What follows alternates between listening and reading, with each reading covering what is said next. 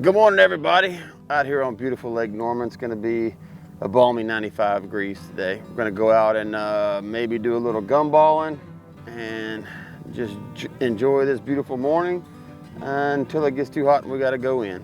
So we'll see if we can't do some damage.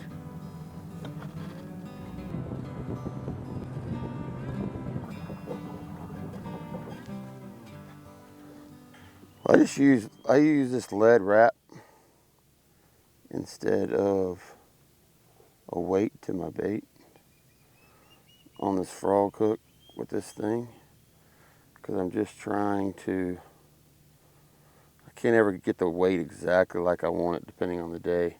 So I already know I've caught them on this exact setup about, I don't know, it wasn't even a month ago, it wasn't even weeks ago.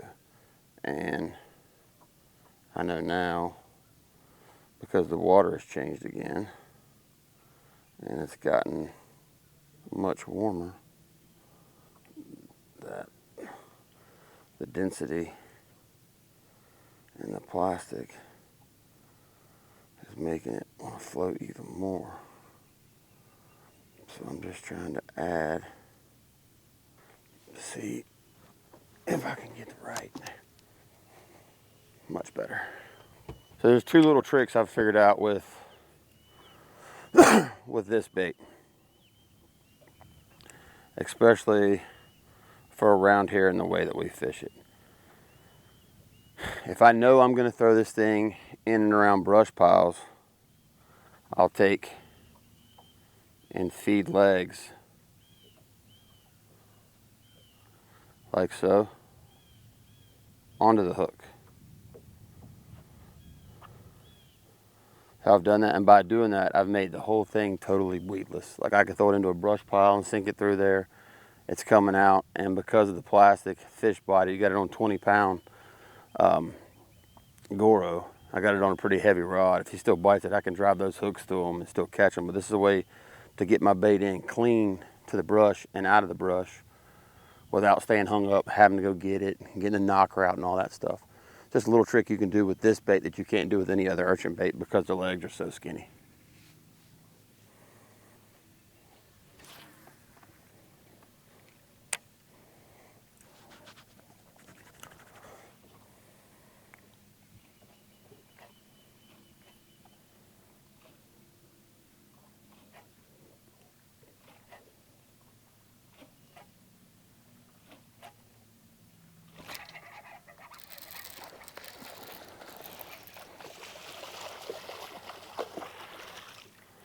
Just like that. Cast the catch.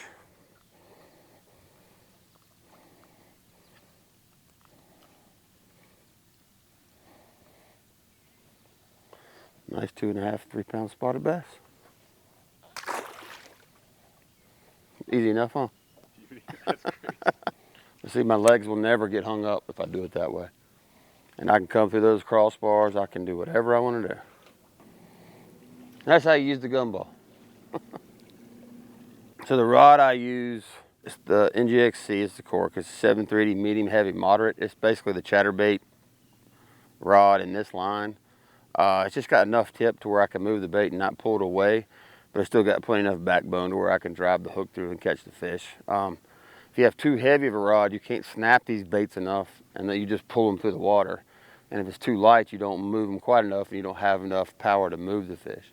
Now you can put it on a spinning rod and the treble hook, but it's a totally different kind of hook set, and I'm really not going to throw the treble hook around where I know there's brush or any kind of obstructions. It's going to be more like the end of docks, around rocks, even off the end of grass.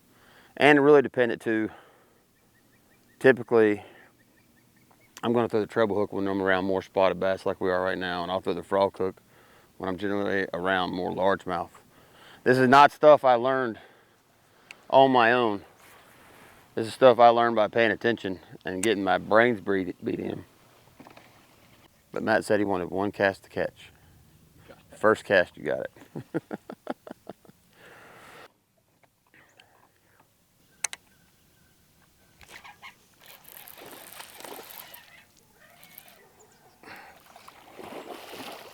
Just like that.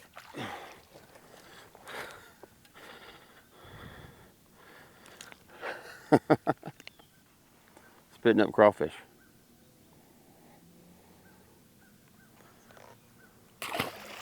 I'm still hesitant to fish the bait in big tournaments, not because of confidence, just because I've had so much success with other baits for so long, it's hard to just straight go change. But it is a fish catcher.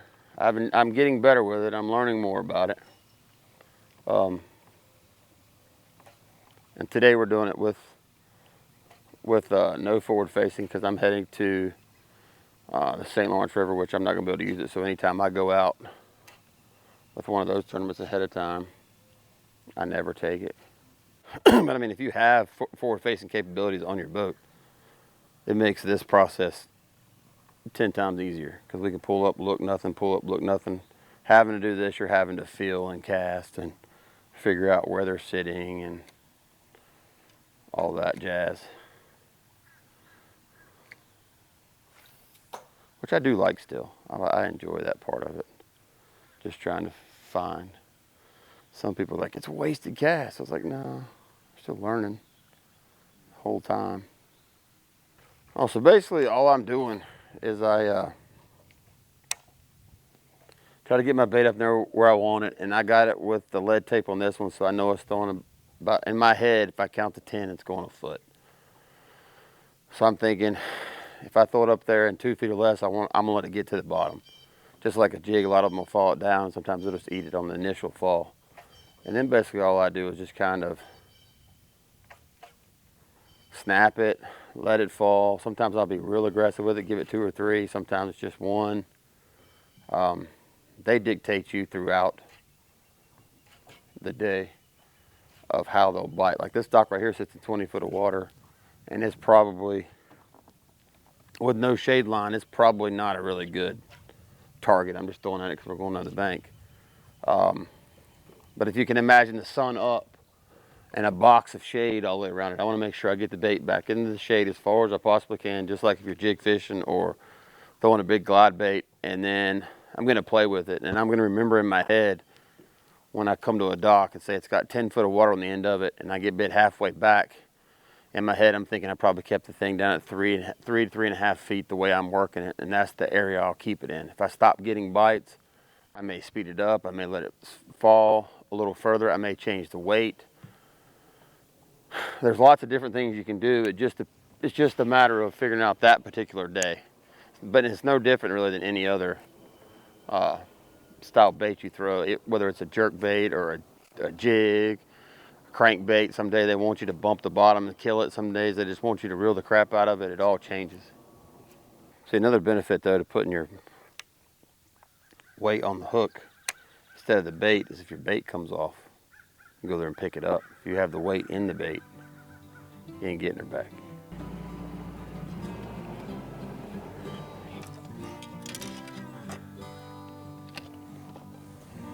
This is just a treble hook going in the gumball. The same thing I got way on the shank. I got more hook now, so I'm trying to just judge again to see what kind of fall rate I got, which right now I don't have none. So I'm gonna wrap it some more. I don't care if it's pretty or not. I really try to blow it up to the top if I possibly can. It doesn't matter to me how pretty it is. I don't think they're coming up and looking at it and say, oh, that's ugly. No, I'm doing skin hooking it. Let's see what we got. Voila.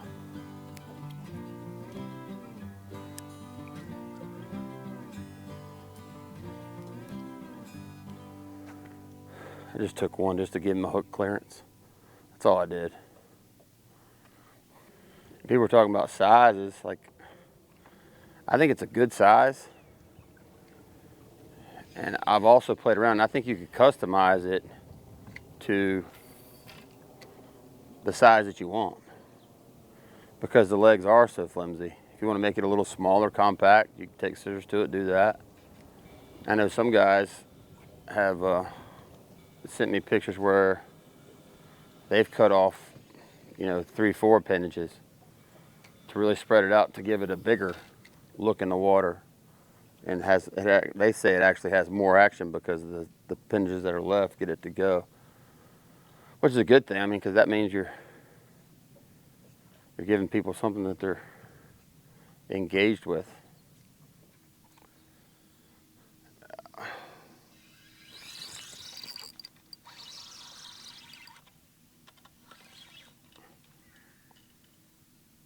The big one behind it.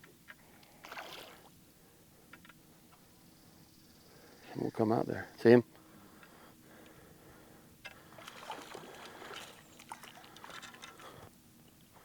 Gumballer.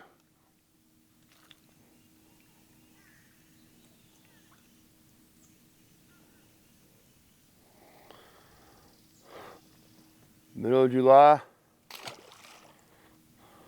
Lake Norman Gumballer.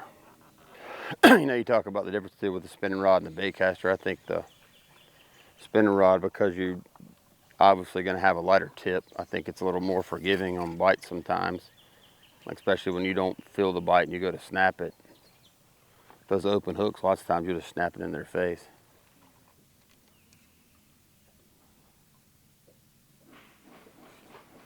Oh God. See, that's the dangers of the treble hook. Although very effective, also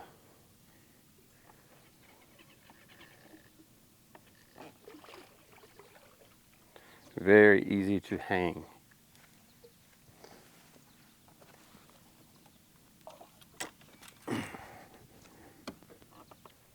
I don't know what a gumball imitates, or any of the creature, urchin, whatever you want to call them. I don't know what.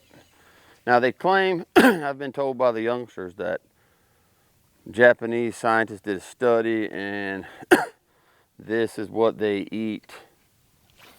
This resembles what they feed on when they are youngsters. It's like the plankton or whatever the crap is in the water. I don't know. That's just what they tell me. Whether that's any truth to it, or is that how we sell baits? I don't know. Obviously, the one thing that is evident across the spectrum of these baits is they absolutely eat them. Will we ever know why? 100%? I don't know. I mean, it's kind of like, why do they eat a spinnerbait? Skirt, head, wire, blades. They say the blades are what attracts them. Well, the blades aren't what they eat. I don't know. I think a lot of it is they're probably not as smart as we give them credit for. And it's kind of like humans, I guess. If all you have is barbecue and hamburgers, and then a pizza joint opens up down the street, everybody starts craving the pizza and they go eat pizza. But it definitely resembles something in their DNA that they're, hey, get that thing. But what that is, I don't know.